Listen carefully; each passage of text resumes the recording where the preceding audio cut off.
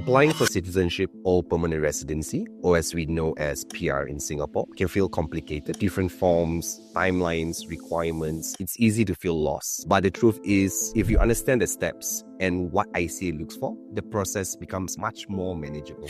Hi, I'm Abby. Hi, I'm Lucas, and we are from Heritage Immigration.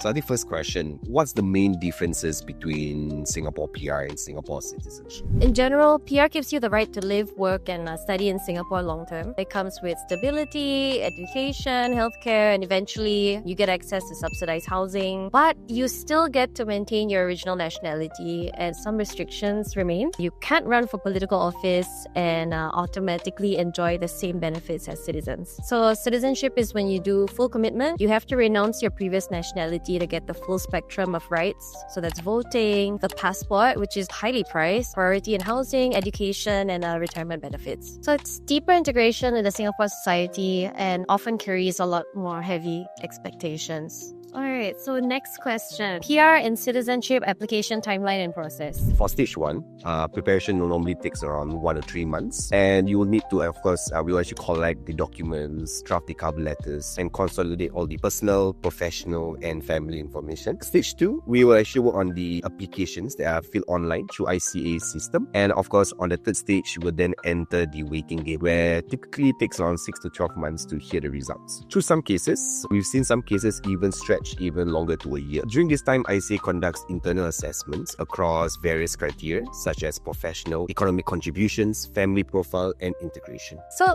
since the changes last year with ICA, it's not been too much different for citizenship, but upon approval, there's a lot of things that you need to do that's not with the PR process. The oath taking, and you have to renounce your citizenship, which is also tricky for some people. So I guess that's the main difference. So, what's the single most important factor that ICA looks at? Above all else, I would think the number one thing that comes out is documentation accuracy. Because if you don't have the documents right in the first place, or they don't meet the criteria, there's no chance after that. So that is the main one thing before any other thing that we address. I agree with you. So beyond just the documentation accuracy, it's also the main two other things that we talk about if let's say docs are fine, it would be professional contributions as well as, your general integration in Singapore. If you're talking about anything else, that's the things that I would look at. Here you go.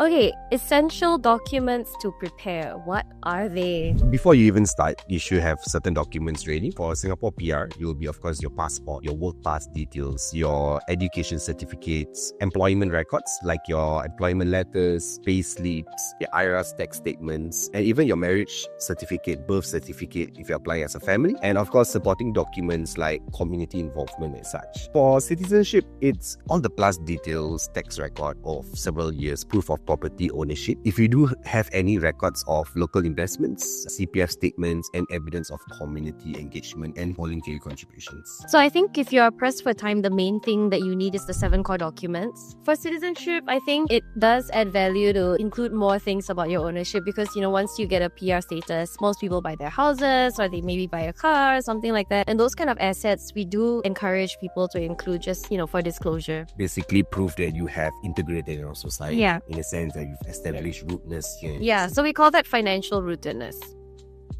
Can you walk us through one case, the problem, the strategy that was used, and what was the outcome? So I think one of the cases that we have, and it's quite common that we experience this, IT from India, and I think their group is pretty competitive. So often there are a lot of times that they deal with rejection. So what we did during the consultation is we ran through a real in-depth understanding of his professional background and his integration in Singapore. And a lot of the times we go organic, so it's about the genuine work relationships they have. It's not about volunteering work. We didn't try to create anything new, but he already had these markers in his background when he was sharing with us. And I think all we did was pull up these specific achievements.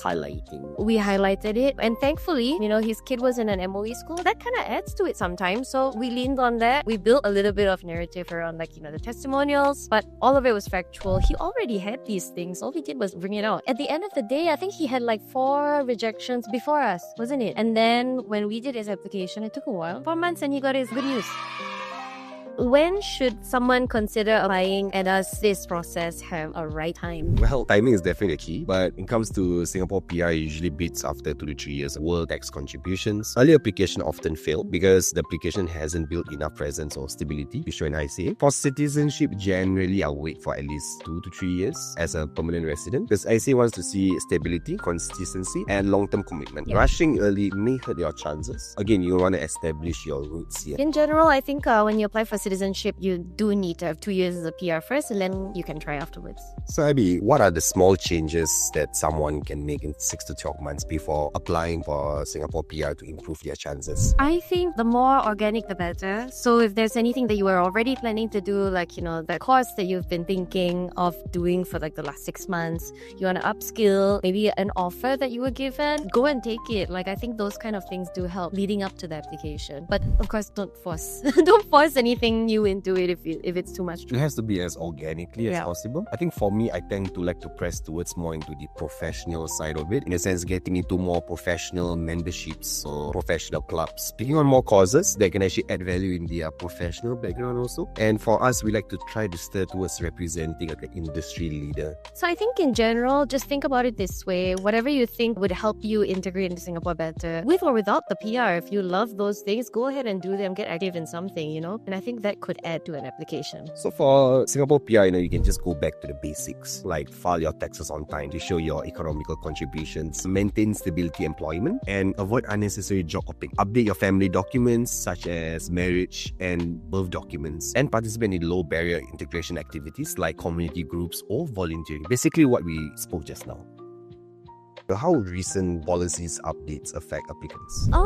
Recent policy updates. Okay, so Singapore is quite consistent with like immigration policy, and in general, it is always stapled, measured, controlled, and those are the words we keep hearing. So I don't think there will be major shifts, except for the fact that we've got the SOL now. The shortage occupation list that MOM has published to show which industries are most key right now. And I think that's pretty much it. Like, we do have a bit of transparency, but Singapore is Singapore and she knows what she wants. And of course for the EP, the compass and whatnot. Yeah, there's compass framework, but in general, I think it just gives us a bit more insight into what is more valued. But in terms of policy, approach to approvals, I think Singapore is pretty consistent. You can bank on that. So getting a PR citizenship isn't just about filling a form. It's about strategy, preparation, and presenting your story effectively.